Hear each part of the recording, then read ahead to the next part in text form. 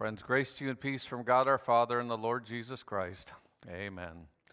We had such a lovely time at Christmas, and it seems like amidst all the gift giving, the thing to do is just eat as much as you can. I hope that that's what you did over the Christmas holiday. It is a fun way to celebrate. We had 4 or 5 different parties and get-togethers and family things, and just everything was just eating and eating and eating some more. I quoted on Christmas Eve that apparently the average amount of food consumed on Christmas Day by an American is 6,000 calories in one day.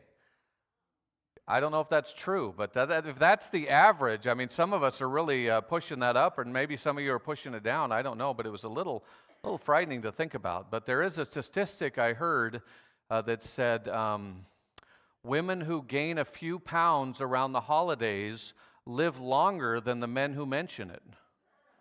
So, just a little warning for you there as we get started today. You know, it's fun to imagine. You know, when you get everybody together at Christmas, it's almost like a family reunion. Sometimes does that feel that way to you? You get everybody from all the 4 corners of wherever, and you just kind of see and you check in and wonder how so and so doing. Oh, they couldn't be here, but what's going on? And I feel like you just get this massive download of family, and it's kind of sad in our culture because we scatter so far. And historically speaking, you know, and most of the world around us, and up until about the last 100 years, nobody functioned the way we do, where everybody spreads out so much. Usually people grew up in a small town, they lived in a small town, they found someone to marry in a small town, they had some kids in a small town, and guess what? They died in a small town, and maybe they went off to some vacation somewhere every once in a while, but that was kind of the experience of most people in history and most people around the world even today. We're quite the exception where we just decide wherever there's a job, we're moving, right? That seems to be the case, and people scatter all over. I mean, do you have any relatives on the East Coast or in the Midwest or in the South? And we got people scattered all over the place. And that just wouldn't have been the case. And it certainly wasn't the case back in Jesus' day. You know, they didn't have a lot of jet travel back then or bullet trains or anything, so you're not going anywhere for Christmas. You're just sticking around. And that, of course, the one exception to that were these massive festivals where every adult man was called down to Jerusalem for these kind of massive spiritual festivals. The biggest one, of course, being Passover. I mean, that's just massive, isn't it, when you think about it? Everyone's got to go down for Passover, but there are many times throughout the year where every adult male was required by the law to literally go down to Jerusalem and conduct some kind of ritual sacrifice or prayers or whatever it might be. And oftentimes that was an excuse for the whole family to make a trip.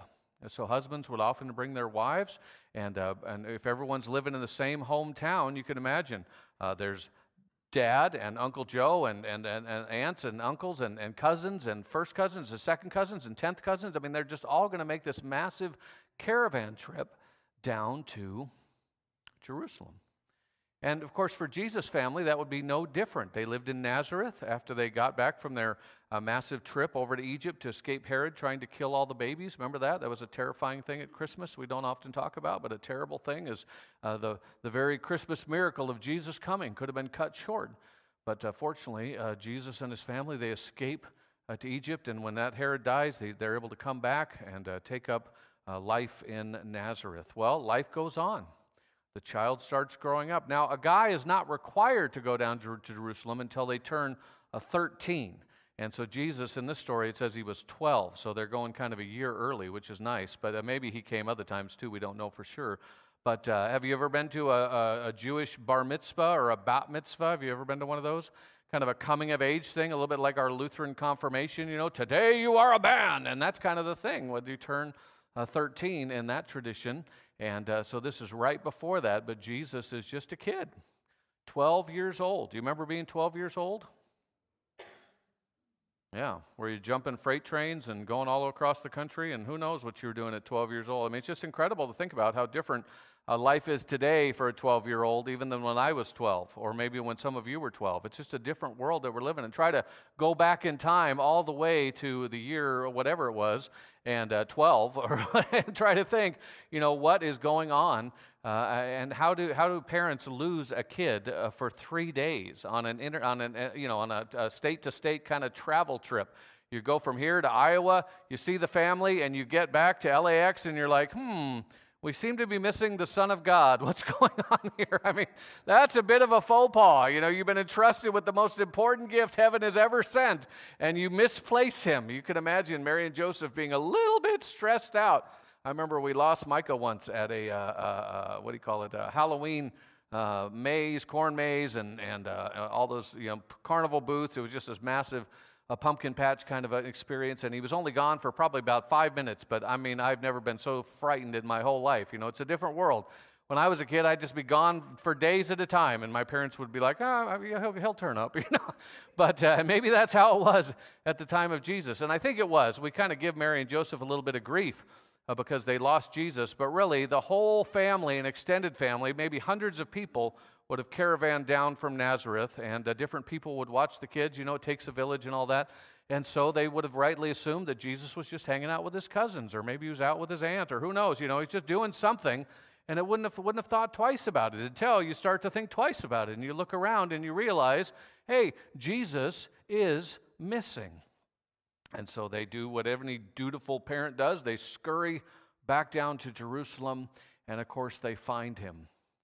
But where they find him is the important part, I suppose, of this story. They find him in the temple courts, and he's talking with the Jewish leaders, these incredibly learned scholars who know the Bible backwards and forwards, you know, and he's having these intelligent conversations at age 12. You know, it reminds me of like a 8-year-old chess prodigy, you know, just wiping the floor with all of these grand masters or something. You know, that's kind of what I see when I see Jesus talking, and they're just amazed at how wise that he is, how much he knows. He's listening and he's asking questions.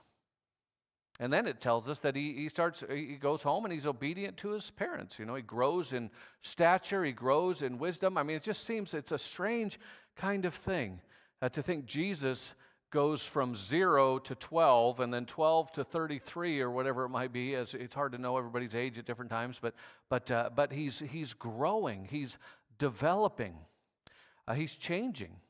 I mean, is a baby different from a 12-year-old? Yeah, there's a lot that has gone on in that amount of time. Is a 12-year-old different than a full-grown? Of course, they're very different. And Jesus is changing. But that kind of messes with my head just a little bit when I think of our understanding of who Jesus is, fully God and fully human. So when Jesus is a tiny little baby, in that tiny little manger, he is fully God. All of God, the creator of the universe, is somehow stuffed in to that little baby. It just seems utterly impossible to fathom, and yet that's the proclamation of our faith.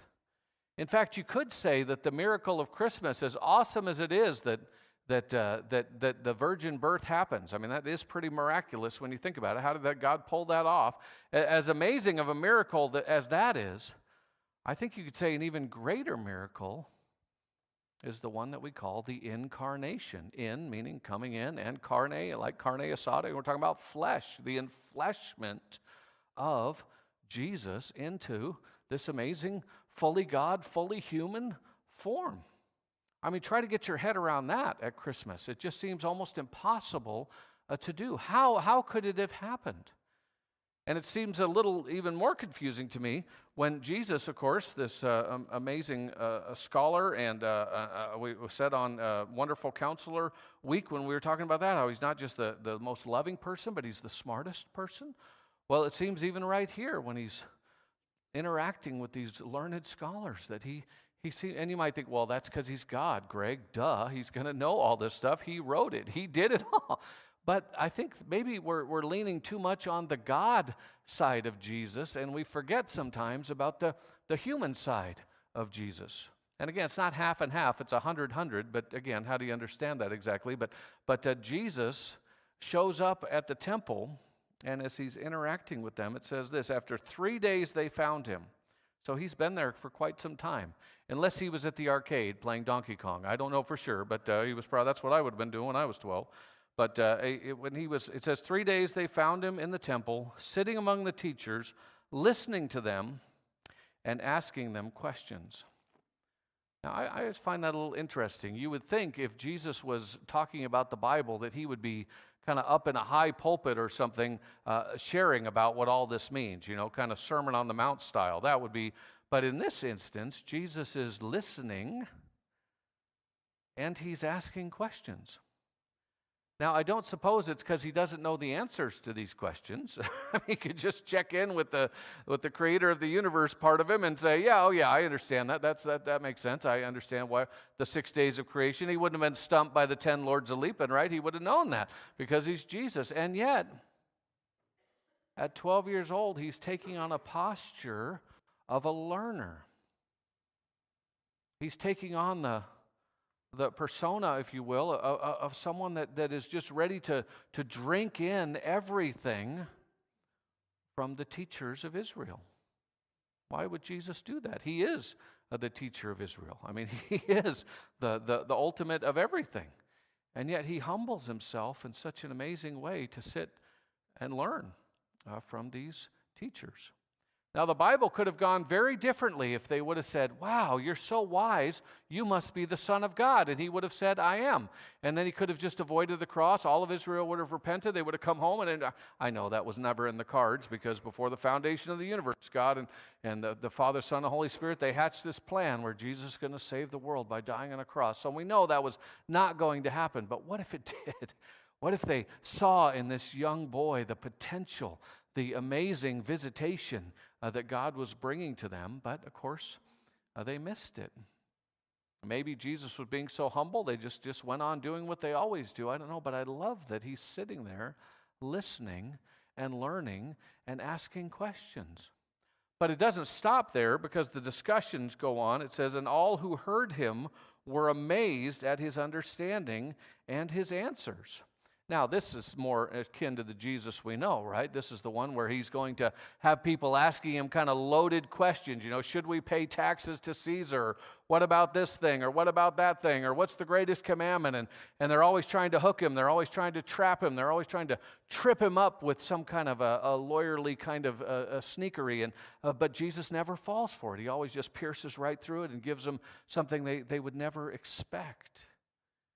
And that seems to be what those rabbis, those teachers, those scriptural lawyers were getting from Jesus as well, this wisdom that seemed well beyond his years. And I wonder if Jesus isn't modeling something for us about growing up in the Lord, that there are times when we're going to be needing to be incredibly vulnerable. God could have shown up as a full-grown person with all kinds of wealth and possibilities, battle tanks and Lear jets. He could have come with a whole entourage of things, but instead he comes needing a diaper change, needing to be fed every couple hours. That's the vulnerability that he shows when he comes, this incarnation, this enfleshment of Jesus. And even as he grows up, it seems weird to think that Jesus needed to learn because you'd think he would know everything. But there is a human part of Jesus, and what do humans do?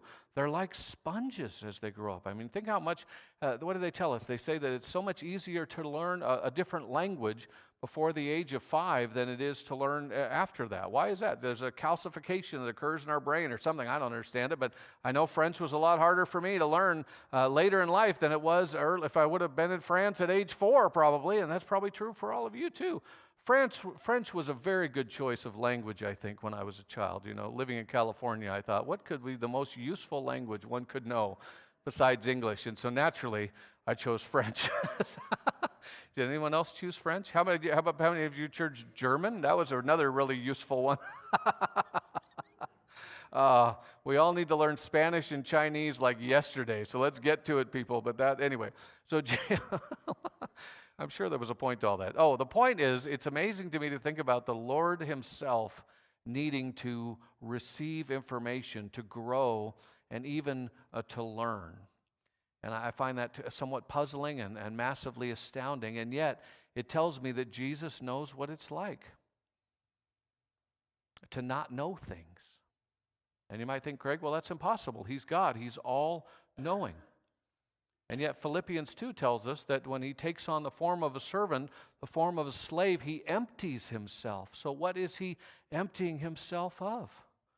Well, many would say that he's emptying himself of this divine knowledge that he would have as God, and he would have to live his life as you and I do. You remember that time where Jesus is walking through a crowd, and they're all pressing in on him. And some woman thinks, if I just touch the hem of his garment, I will be healed. Remember that? She's been sick for a long time, and she reaches, she goes to the crowd, she's crawling, you can imagine just getting, she just barely grabs it. And instantaneously, she's healed. And Jesus, the Son of God, fully man, says, "Who touched me?"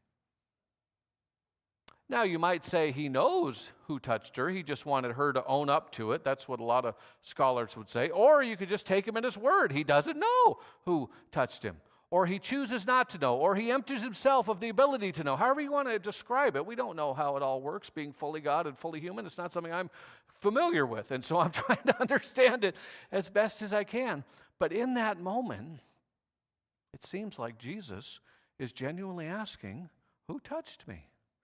And the woman comes clean, and they have this incredible moment together.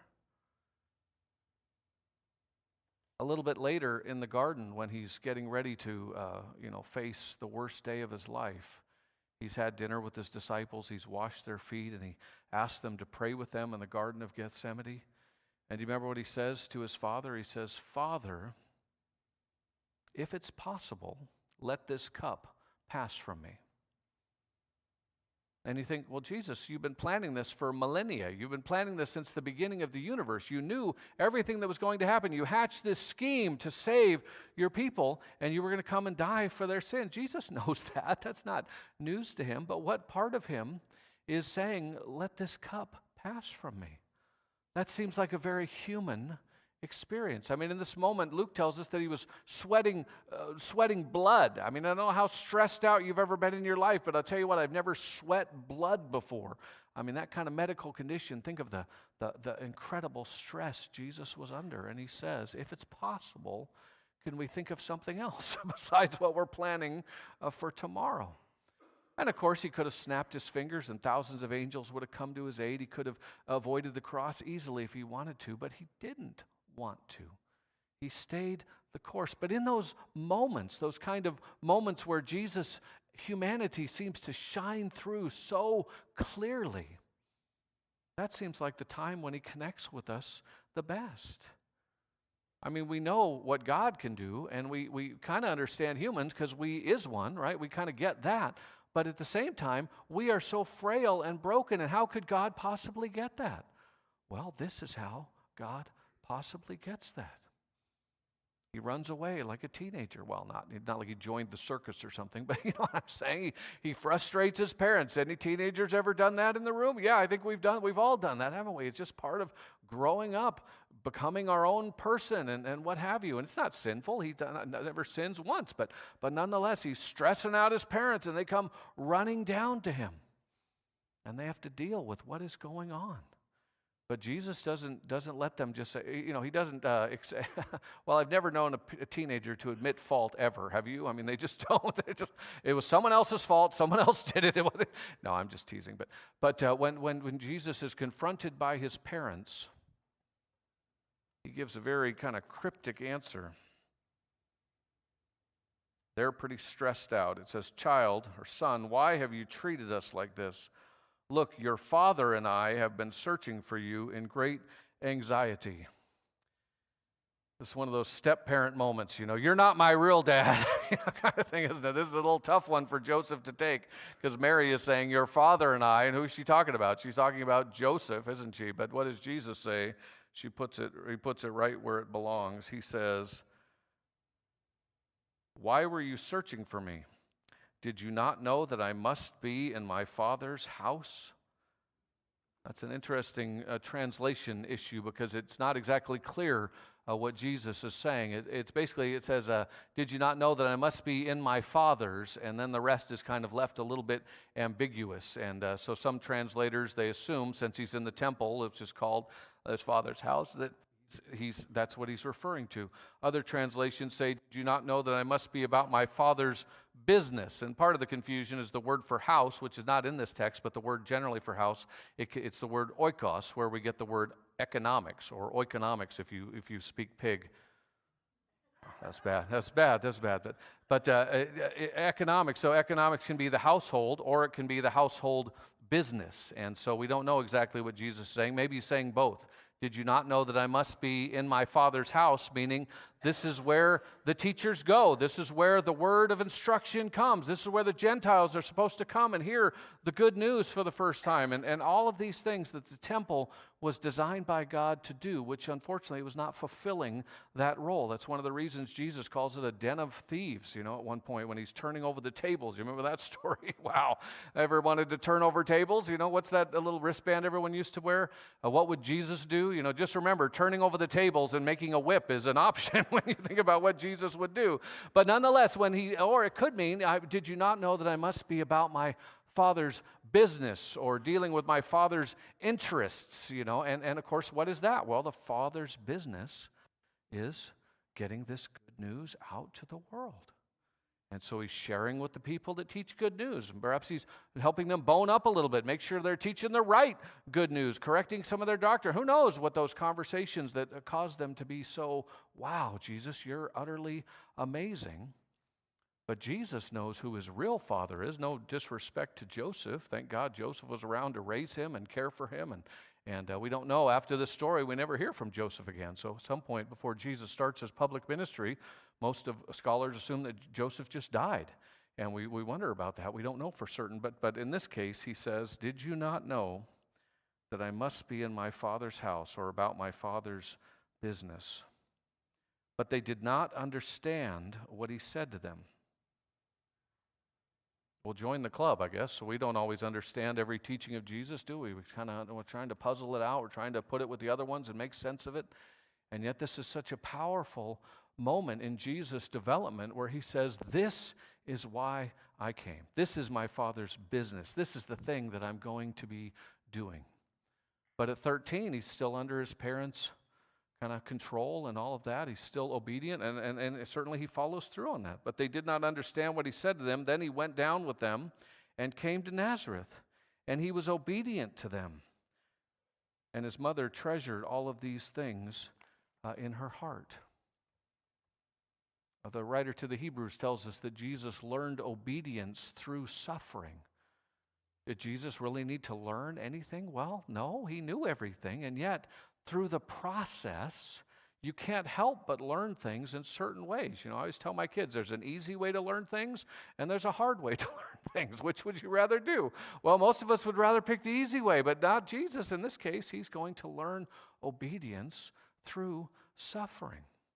He's going to grow and develop as a human child into a human adolescent and eventually into a full-blown human male. That's the way that he goes. And he experiences every emotion, every twist and turn that comes through all the confusion of puberty or all the ups and downs of early adulthood. He knows all of those things because he went through them. And I love that Jesus took the time to do that so he could understand me, he could understand you just a little bit better. And if the mystery of the dual natures of Christ or the Trinity, if that escapes you often the way it does me, and you just kind of makes your head just spin and say, how can this be? And you just wonder, well, maybe Mary gives us a clue about how to deal with this. It says Mary took all those things and treasured them. When the angel came to her, it said a similar one. She took all these things and she pondered them. And I think Anna and Simeon, when they give her words, she's treasuring those. She's taking all of this input about her son, and she's kind of keeping it close, holding it tightly, and spending time going over it.